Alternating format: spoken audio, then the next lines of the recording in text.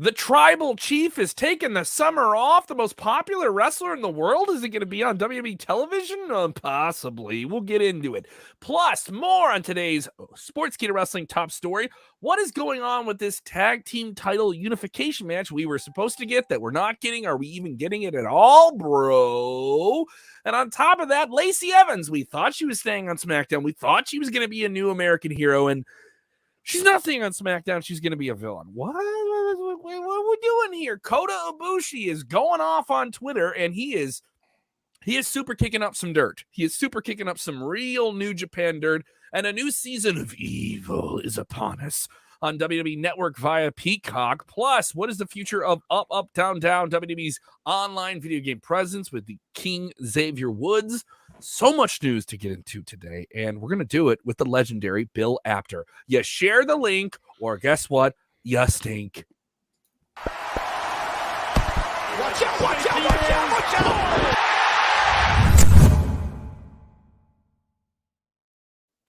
Watch out! Watch out! Watch out! We got a barbershop quartet today. Bill called us off. The legendary Bill Apter is with us here. I'm How you doing, in my Bill? own mind, as Captain Lou Albano used to say. All right. Well, don't worry. I'll try and find a rubber band to put in my beard. Jeremy, you follow suit as well. I can do that. Jeremy Bennett in Nebraska, if you ask you. Over in Florida, Jose G. I'm Kev Kellam. A lot of news to dive into today. On today's episode, we will be talking about Bill's new column about Hulk Hogan. We'll get into that in the next few minutes. Brother. We have news, some real hot gossipy news coming out about Kota Ibushi and New Japan Pro Wrestling, which is kind of weird. And news here in just a minute about Roman Reigns, the most popular man, the most searched superstar in all of wrestling by a massive margin. Right there in action figure form. Bill acknowledges him, so everyone should. People in the chat are always excited when we have a special episode of Top Story with Bill Apter on here. Let's get right into it here. Roman Reigns, reportedly from the Wrestling Observer, old Papa Dave Meltzer, reporting that he is not advertised. He's been pulled from advertising for WWE television and WWE live events through the summer months. Now, this follows up yesterday's news that broke about Roman having a readjusted new WWE deal that will incentivize making him a lot more of a comfortable superstar. He holds both the Universal Championship and the WWE Championship. He, as I said, is the most Googled pro wrestler by a margin of over 70% compared to anyone else in any other region. So you can say whatever you want to say about a Kenny Omega, about an AJ Styles, about an Edge. You can put them out there, but there ain't no one in Roman's league at the moment. It's funny that you say that, because I saw a tweet the other day, someone posting, "Oh, Roman Reigns wouldn't last 5 minutes inside the ring with Kenny Omega," and then Kenny Omega immediately responded, "I don't know about that. That he's their top guy for a reason. I wouldn't count him out that easily." So even Kenny Omega, the great cleaner himself, is acknowledging the great Roman Reigns. So how could you not acknowledge the man? He's held his championship so much. He came up the old school way, being trained by the Samoan family, and he's just he is an old school type of wrestler in a new school world, which I used to say about Triple H, and he handles it perfectly. Bill, what do you think, though, of this reduced schedule? He's such a big star. He gets this special treatment, and whatever this new deal is, or this adjusted arrangement he'll have with WWE, they've acknowledged, for lack of a better phrase, that he does want to make moves to jump into Hollywood like his uncle The Rock. But at the same time, obviously, WWE wants to keep him in the fold and keep him as happy as they can. This is a different arrangement. You know, you've covered the business for decades. It's not a live event-driven business. You don't need a guy like him on every live 9 televised event, right? Correct. I think going back and knowing the Tic Tacs are gone. I finished them before we got on here. Next week, I promise. I'm coming back next week with the Tic Tacs.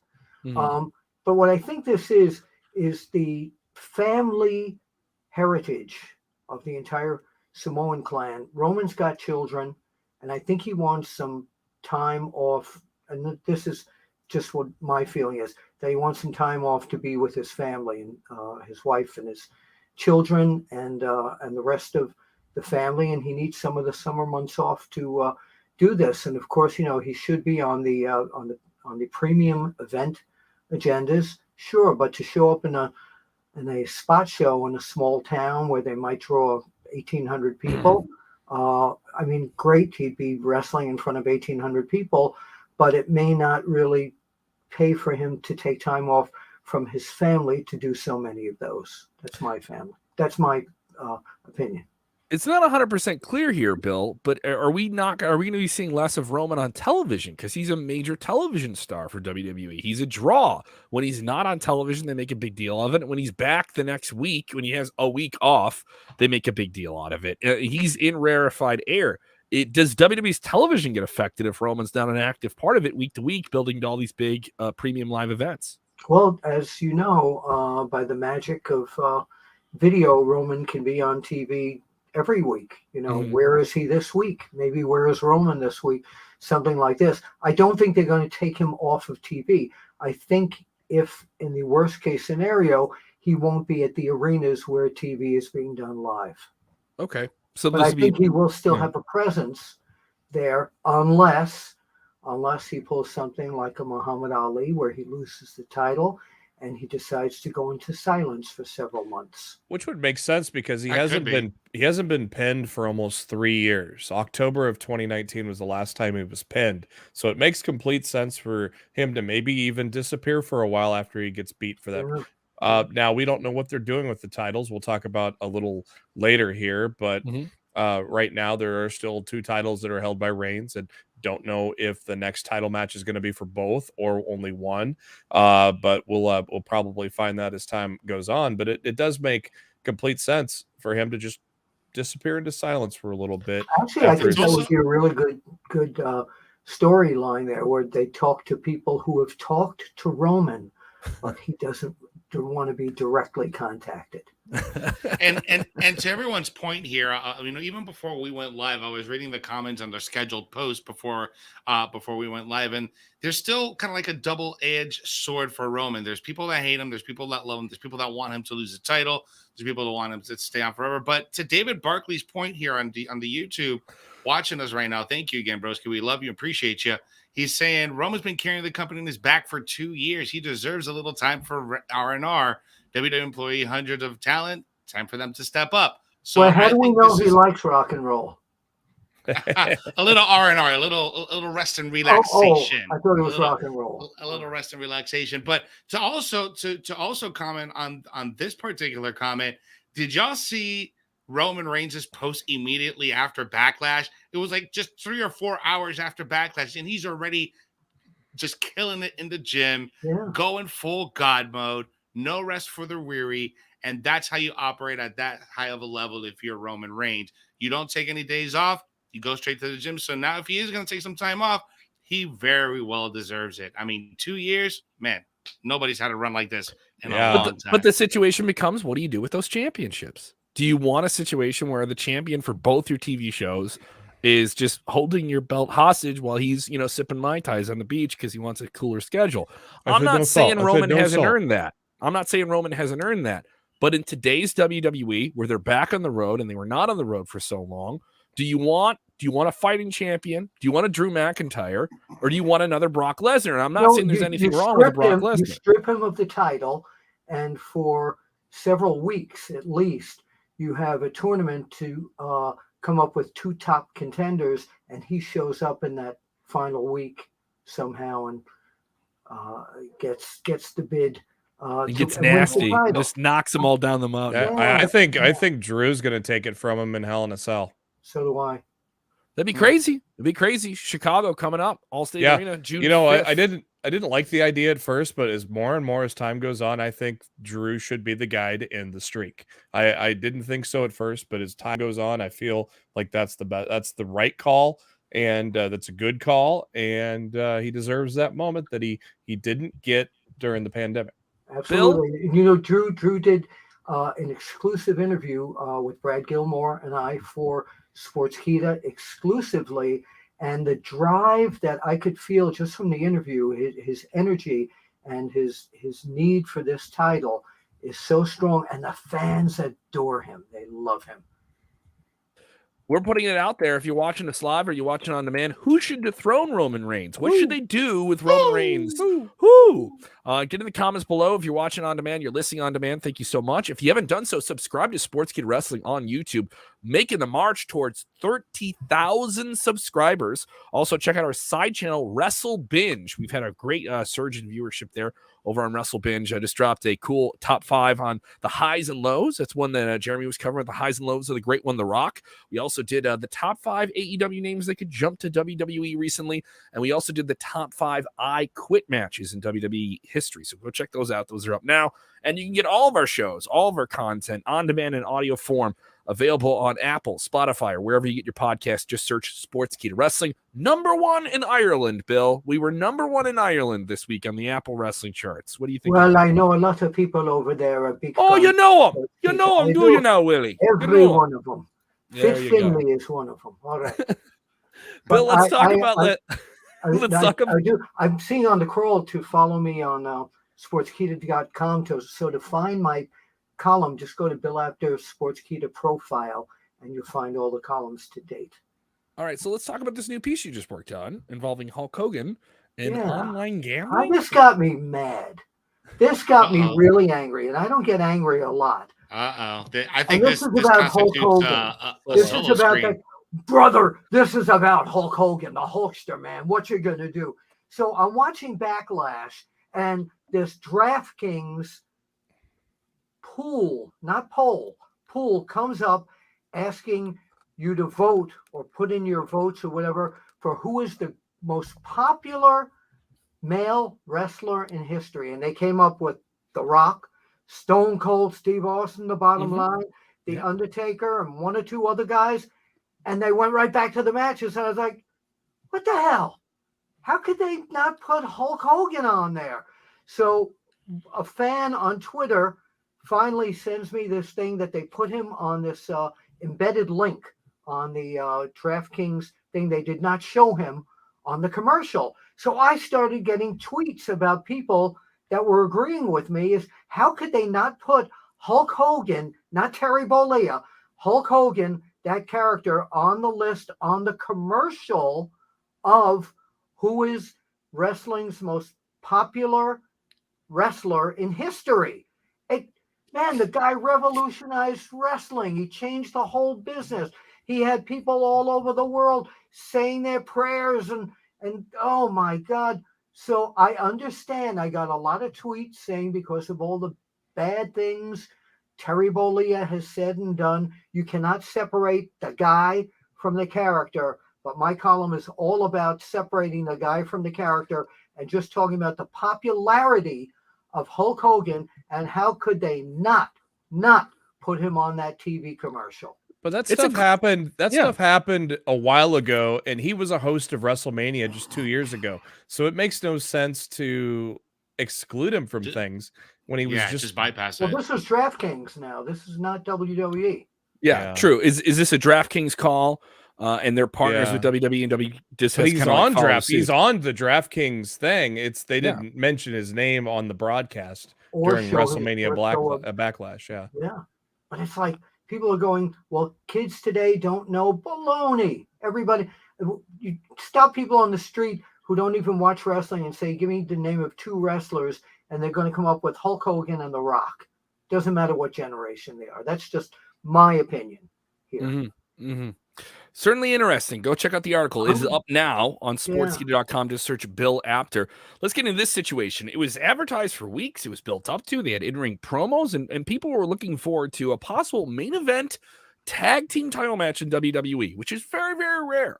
And you're going to get the tag team champions of Monday Night Raw, the Red Hot RK Bro, against the Usos, the Sportskeeda Wrestling Tag Team of the Year, voted by you, the fans. Thank you to the Usos and WWE for sending a picture back to us. They just posted with their award. It is up on our Twitter right now. Now, here's the thing. We were supposed to get this match. It turned into the 6-man with Drew McIntyre added to the RK Bro side. Roman Reigns obviously added to the other side. A 6-man match, which you and I, Jose and Bill, Jeremy down there, and really, really enjoyed. Bill, I don't know what your thoughts were that 6-man match. We'll get your take here. But apparently that title unification match is not going to happen. It didn't happen at the pay-per-view, and it's not going to happen in the future. somebody has made somebody's nervous about this change. I'm not talking about any of the wrestlers or Paul Heyman, but I think for some business reason, it's best for business, and I don't think he made the call, to keep those titles separate. I think maybe for the maybe with Roman Reigns being out at this point, we need to have the SmackDown titles in one town while the other town title is in the other town running that night. That would make Bill, more do you sense. think that this could be maybe like a network executive call, like either from Fox or from USA? It could be. Now, somebody just said end the brand split. And you know what bothers me about the whole branding thing is that this was an excellent match, but the best match on that card was Ronda Rousey and Charlotte Flair in that hardcore I Quit match. I could watch that match, the toughest hardcore match with women that I've ever seen, that I Quit match. But when you watch Monday Night Raw, because they're SmackDown people, you watch Monday Night Raw, and there's like no mention of it. So yeah, that's where the brand split stinks, in my opinion. It but really as does. long as you got two separate networks with two separate brands, you're always gonna have a brand split because they're gonna kind of demand it. It's And really the only you just hit it on the head, because I think that's why these belts have to stay separately. Yeah, it's the major disadvantage of being on two different major media companies, but it puts WWE in a leverage position when these new TV deals come up in 2024. When they say, look at these teams, look at not just the top acts we give you, but look at the mid card, look at the supporting cast for to use more of a show. And then you end the brand split, then people complain we see the same people on both shows all the time. Exactly. So there's no. Well, they can keep that open. I mean, and interesting as well. You can switch people back and forth every few months. They practically do sometimes. Yeah, I mean, they're supposed to have that quarterly brand to brand invitational. I mean, I don't know if they. I'd say get rid of that and do it a little more often. And plus, you got NXT too. So, speaking of that, we have one just like that. Lacey Evans, for weeks and weeks and weeks, was doing these confessional promos that showed off a very, very real part of her life, her very upbringing, which was challenging and hard, the life that she chose with the military before WWE, which all emboldened her to become a WWE superstar and have the success that she's had. It was kind of endearing, and it's something that she's touched on some interviews, and then in other interviews, like when I was able to do with her, she was completely in character, and I was fine doing that. She played the sassy Southern Belle villain who is esoteric before she recently left for maternity leave for WWE sometime in 2019, 2020. Now she's back in the fold here doing these promos. Then they do this awkward presentation where she has the announcer tell the crowd that Lacey demands that they cheer for her when she comes out. Then she comes out and she gets an odd reaction. All right, and then she's presented as a babyface in this scenario, but it's kind of an odd way to do that, to say that somebody demands your reaction. So now we hear that all that buildup of good endearment and here's my real life and here's who I am, and you can strap yourself up and become the fighting American person and live the American dream and all those things. She's a heel again, and she's going to Monday Night Raw. This is some pretty erratic stuff. Well, right, how do we know she's actually a heel again? We don't know that exactly, but it was just odd. The president, and now she's going to Monday Night Raw after all that build up on SmackDown. It was noted internally from a report that PW Insider obtained when they found out that she is officially moved to the Raw brand internally. That same note is now listed her as a heel. Now, I don't know if that just didn't get updated when she came back, because you have weeks and literally a month's worth of vignettes of her pouring out her heart with these the hard life she's gone through. This is not something you do for a heel. No. So I wonder if they just never updated that internal thing from when she was off TV. Because last time we saw her on TV, she was doing that thing with Ric Flair as a heel with Charlotte. So, well, you know what, Jeremy, you brought something up here. You said she's pouring out her heart. The outfit she's wearing, she's pouring out her chest. Hey, no. Listen. How you doing? The message that she is delivering and the way she is dressed does not jive with each other. Would you boo that, though? What's that? Would you boo that, though? No. Well, she's giving a message of what a hard time she's gone through her life and all these horrible But then the presentation is completely different. Yet she's completely dressed very salaciously and. Yeah, I mean, this is. I mean, it's a modern take on Lita. You know, it's basically what Lita's outfit was back in the late '90s, early 2000s. Sort of. Unless she's just using all these stories to back up, and then she's gonna act like a piece of crap. I don't know. You know, I don't know what. It's so weird because they do this twice to us now. First, we get it with the Usos, where they give us all these weeks and weeks and weeks of promos and vignettes and build up. Same thing with Lacey Evans. You hear this heartfelt story. You feel for her. You want to get behind her, and then you get this presentation. So what do you do with that? What do you do with that? Does it mean we have to start over with all the vignettes, and it's going to be like Veer, and she doesn't come back? She doesn't debut until like October. Soon, Lacey Evans. And what about? We haven't touched on this. What about all the vignettes of crazy Alexa Bliss, and she comes back on Monday Night Raw, and she wasn't all that crazy, was she? Well, she did have the therapy. Her old music back too. Yeah, she had those therapy sessions that kind of brought the old her back. But again, WWE and Vince, they literally fly by the seat of their pants and change things right before TV goes live. So that's just but this is 52 weeks a year, no breaks, no seasonal things. This is a show that just keeps going. I can't see them really turning her bad. That's why I'm just wondering if they just never updated. They just never updated that internal, listing because she was a heel when she was last on TV. So it's a clerical error, Jeremy. You're telling me it's a clerical error? Yeah. Just someone put her name in the wrong spreadsheet. Yeah. Like, somebody forgot to update. Somebody forgot to update the TPS report. Yeah. Exactly. We got to let it play out. We got to let it play out for sure here. Let's move into this story. This one's a little bit more. This one's more of a developing story here. All right. This one involves Kota Ibushi from New Japan Pro Wrestling. He has been on the shelf with several injuries. He also had a nasty bout of COVID-19 last year as well. That put him on the shelf. At one point, people were thinking he was going to be back at the top program for New Japan Pro Wrestling as fans came back to Japan. Regulations completely different in Japan, but obviously New Japan definitely expanding their reach here in the United States. They're going to have another pay-per-view this weekend, Collision at the Capitol. I worked the Windy City Riot show, and of course they're going to combine forces as well with AEW for a sold-out United Center show in Chicago coming up at the end of June. So they're really pushing for this, westward expansion while at the same time doing massive arena cards in New Japan, probably putting themselves in the position of the number 3 company in the world. So now they have all that going on. Then all these beans get spilled by Kota on Twitter today. With a company executive who some people are still trying to clarify who exactly that company executive is. I've heard mixed reports about who this company is because I don't want to say who that person is if it isn't exactly them. And it's also worth noting that New Japan has not confirmed or denied this story, but they just simply haven't responded to it yet. I did reach out to people for it. I did not get a word back. So I'm just going over what Kota was putting out there. He made some pretty crazy out there accusations. And if they are true, they are pretty crazy in terms of the stakes of what they are. Basically saying that the company wanted him back in the ring and that he was mending injuries. And New Japan is known to be a company where guys are walking wounded out there and wrestling with injuries and taking on a certain physical burden that maybe other wrestling companies would not have their talent do. But New Japan, they have a different attitude. And so basically he did not feel the need to go back.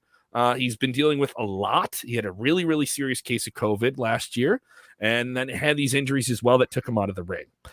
He is not in a rush to get back in the ring, almost to the point where there was some talk in these tweets where he revealed text messages with a company executive that his deal would be kind of erased and that he had no need to go meet them in person about it. He also alludes to harassment of some kind within the company and threatens to reveal it. And also in the same sentence, name drops TDSCI, which is their TV partner in Japan. So some pretty crazy stuff here. I'm not denying Kota or saying that the things he's saying are true. It's just New Japan hasn't gone on the record to refute or deny these stories just yet. So we're kind of waiting for what New Japan's going to say. Is this just all Kota? It's all only on Twitter. We have nothing else to go by. These are translated as well, tweets. Bill, what do you think of the situation here with Kota Ibushi? I don't know enough about it to really comment on it, so I'm going to actually pass on this. That's all right. That's fine. It's certainly. I mean, I don't mind that either because it's hard to see what's going to happen here if New Japan.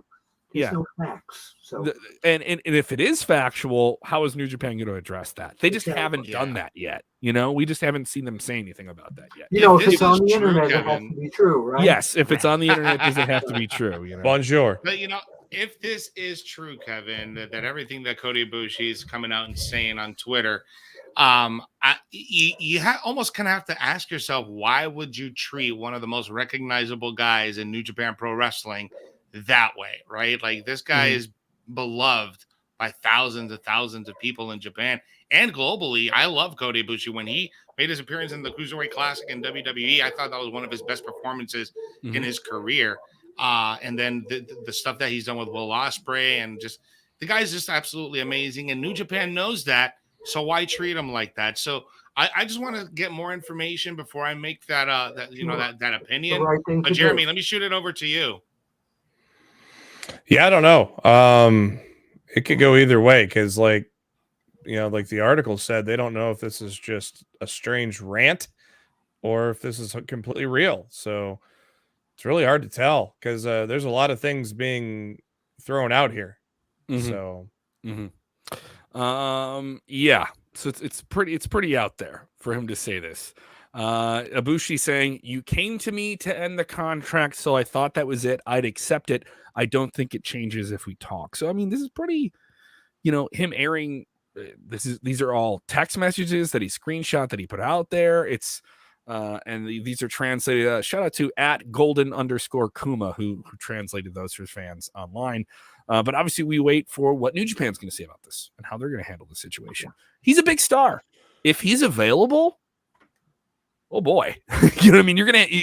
You'd probably be one of the largest bidding wars for a foreign talent in the United States here amongst AEW and WWE or Impact or whoever else could get his services. We will have a new. I think the WWE fan is not tuned into Japan like the AEW Ring of Honor fan.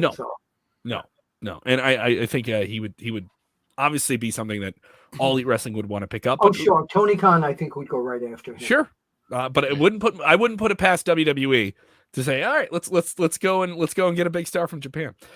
We'll have a new season of Evil. This is the documentary series. Bill appeared on this documentary series, which is pretty sweet. WWE Evil coming back for season 2. Some names are set to appear in this, including the $1 Million Man, which is kind of the timing of that today is a little weird. We'll get into that story as well, kind of sneaking in here. But Bill, you appeared in some retro video of this in the Hollywood Hulk Hogan episode. Can you tell us? That's correct. I presented him backstage with the Pro Wrestling Illustrated Most Hated Wrestler of the Year to NWO Hulk Hogan. I was actually surprised to see it. I didn't know I was on the episode until I watched it on Peacock before it was shown. Hey, that guy looks familiar. Yeah, I know. Well, I don't look like that anymore, but it was quite. You're like a fine whiskey, better with time, Bill. Oh, thank you. I appreciate that. I was writing a song about drinking, but I didn't get past the first bar. But back to this, though. But no, it was real thrilling to be part of that. It's a really great WWE product. I really think so. Yeah, they really. Go ahead, Jeremy. I'm sorry. So they really focused on a lot of the current product with the first round, and they're really kind of going back. And I mean, man, you got some good ones there with Piper and Heenan. That would Was it Phil Apter? So this is some people saying the most watched one was Stephanie on Evil, Stephanie McMahon in the first season.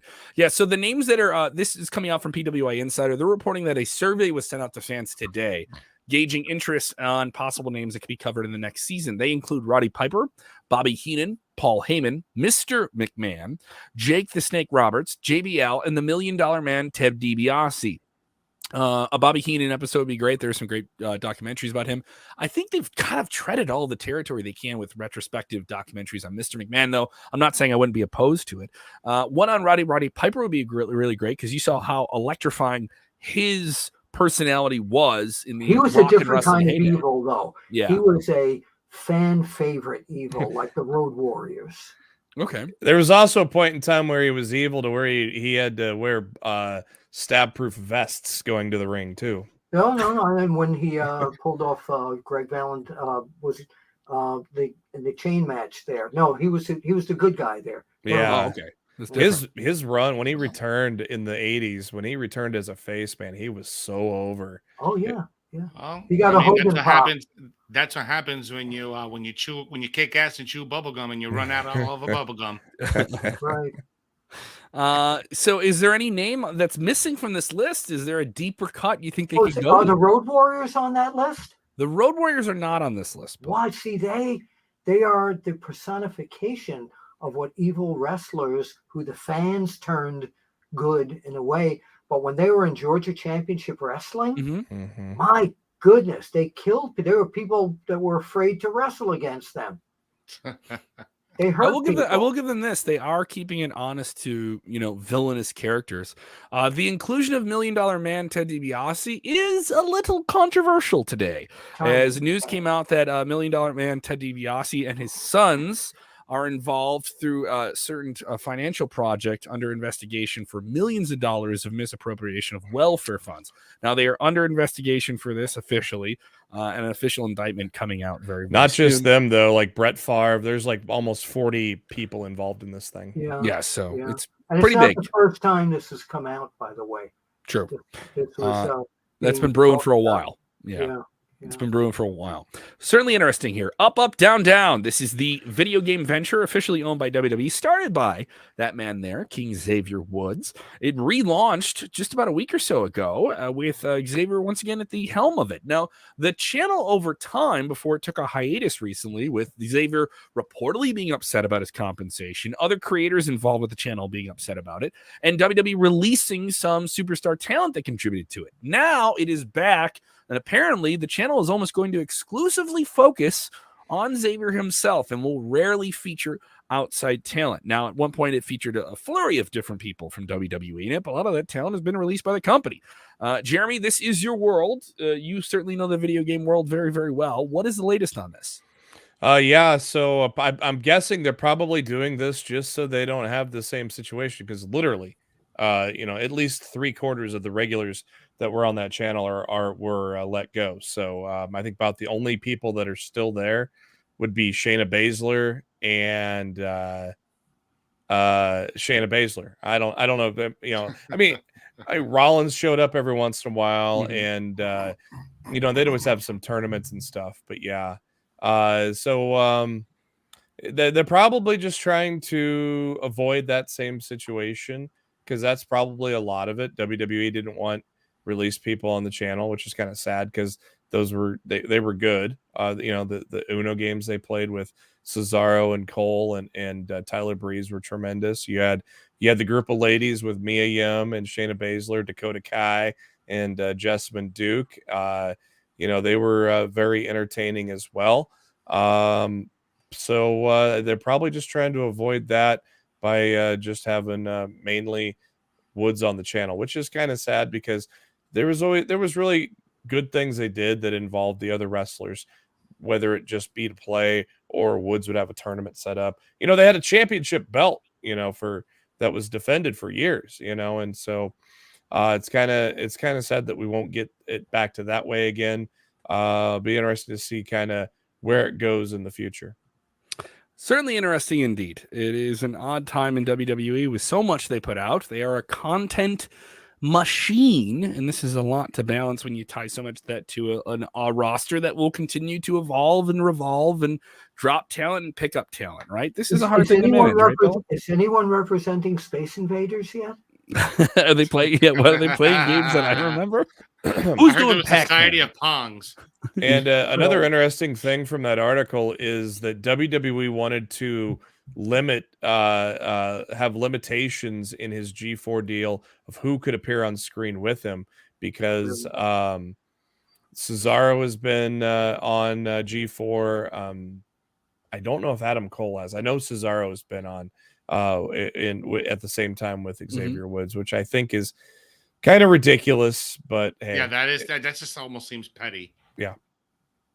But I mean, does AEW want their talent on camera with him either? That's worth asking. That's true. They have their own video game thing coming out. They have their own video game channel. Do they want the same thing? So, devil's advocate, I know as always. Chris Aldridge saying, great show, guys. Enjoy wrestling. Absolutely. Thank you so much, Chris, for your support. Obviously, if you haven't done so, go ahead and follow at Apter1 Wrestling on the Twitter machine. And go ahead and check out his profile page over on Sportskeeda.com. He loses a gasket about this whole Hulk Hogan thing. Yeah, that's right, brother. Brother, I'll tell you something, brother. All right, go check it out. It is up right now on Sportskeeda.com. You can follow us, Sportskeeda Wrestling. We have ourselves on the YouTubes, on the Facebook Watch. Thank you guys so much. By the way, to the people on Facebook, let them know with that little like button that this is something you want to keep watching weekdays, by the way. So that it stays that way. So let's not let that change. All right. So you can hammer that like button. You can share the link in all your wrestling groups as well. If you want to listen to the audio, it's available on Apple and Spotify and all that good stuff. Follow us on the Twitter machines, wherever you get your podcasts, wherever you get your content. Make sure Sportskeeda is a part of it. People asking, when is Alexa Bliss going to return? I don't know, DD. I want to know just like you. Coming up on Friday, we will do. She came back last night. She came back last night. We want to know when she's going to be back. There you go. Happy birthday, William Regal, today, by the way. Happy birthday, William Regal, as well. You guys are doing an awesome job. Thank you, Ozzy. I appreciate that. God, good to see Bill as well. Always great. Well, thank you. It's good to be seen. God to see Bill, too. God wants to see you, apparently. Yes, we'll do that.